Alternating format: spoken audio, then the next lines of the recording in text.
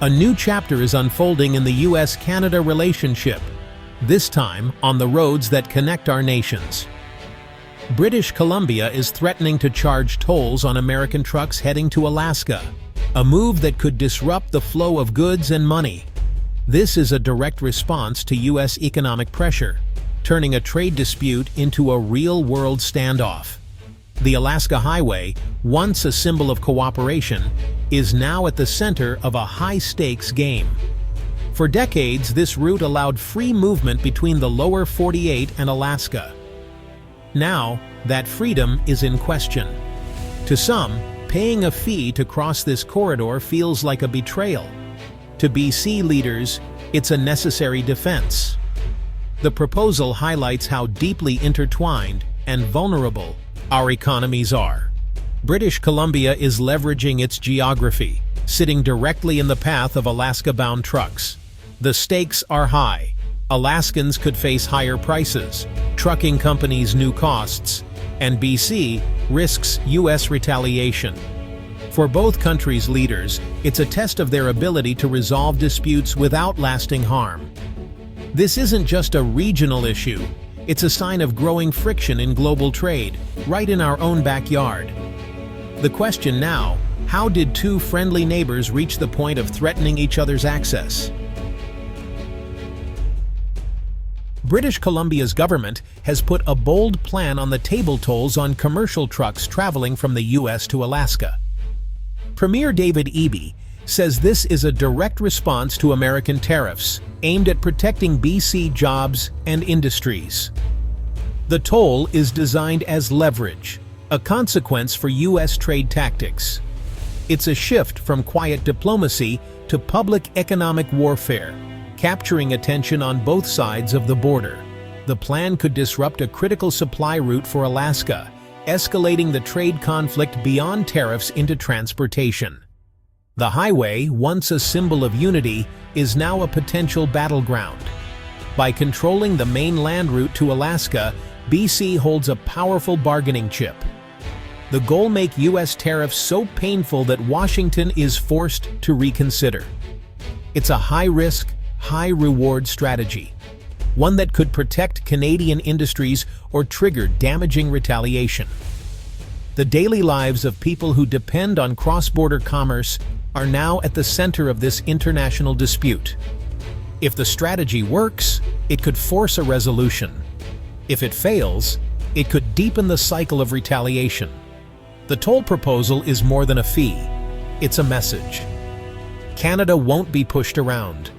The outcome could reshape the economic partnership between two of the world's closest allies. The US imposed tariffs on Canadian steel and aluminum, claiming national security concerns, claims Canada strongly rejected. Trudeau called the tariffs unfair and a threat to the US-Canada partnership. In response, Canada proposed border tolls, signaling it wouldn't be a passive player. For decades, the two countries enjoyed open markets through NAFTA and the USMCA. Now, relations are strained, and both sides are escalating their responses. The outcome will shape the future of North American trade. British Columbia's main tool is the Economic Stabilization Tariff Response Act. This law gives the province power to impose tolls on vehicles using its highways and ferries, targeting trucks bound for Alaska. The act is a weapon in reserve, allowing BC to act swiftly if US tariffs persist.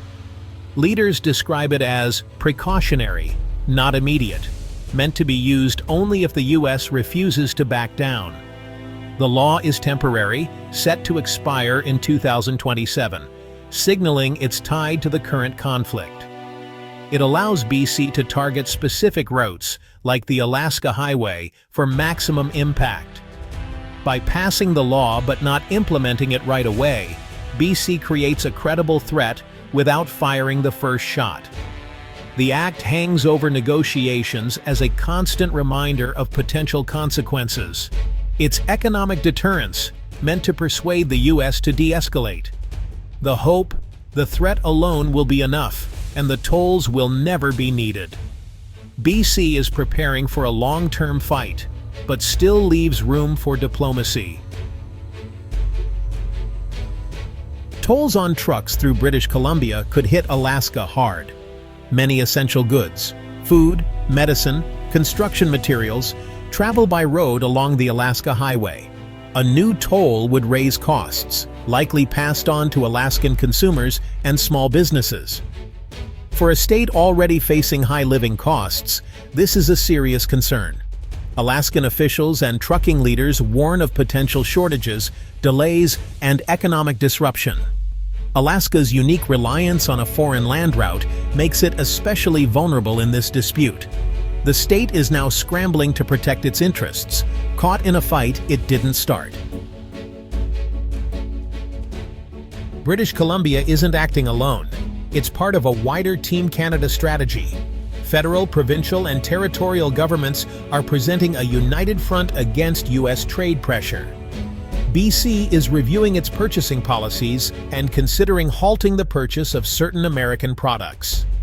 Other provinces and territories are standing in solidarity, emphasizing the need to defend Canadian interests. The message: an attack on one part of Canada's economy is an attack on all. By threatening or enacting their own measures, provinces create widespread impact on the U.S. economy. The goal: pressure American business leaders to push Washington for a resolution. This distributed retaliation makes it harder for the U.S. to ignore. The United Front strengthens Canada's negotiating position. Ottawa can point to growing anger across the country, increasing pressure for a solution. The Team Canada approach turns a national dispute into a series of regional fires the U.S. must address. Washington has responded swiftly to BC's proposal. Alaska Senator Dan Sullivan threatened U.S. retaliation, proposing changes to maritime law that would let cruise ships bypass Canadian ports, hitting BC's tourism industry. This tit-for-tat escalation could quickly spiral, harming both economies. The dispute now stretches from trucking and logistics to tourism and hospitality. Both sides are targeting each other's vulnerabilities, creating a tense economic standoff. The U.S. is signaling that any Canadian action will be met with a strong response. Senator Sullivan's move reassures Alaskans their interests are being defended. The standoff puts both countries in a precarious position: defend their interests, but avoid a full-blown trade war. The risk of mutual harm is real, making negotiation more urgent. Both sides must now navigate carefully to avoid lasting damage. Charging tolls on Alaska-bound trucks sounds simple, but it's complicated. Technically, BC can set up tolls.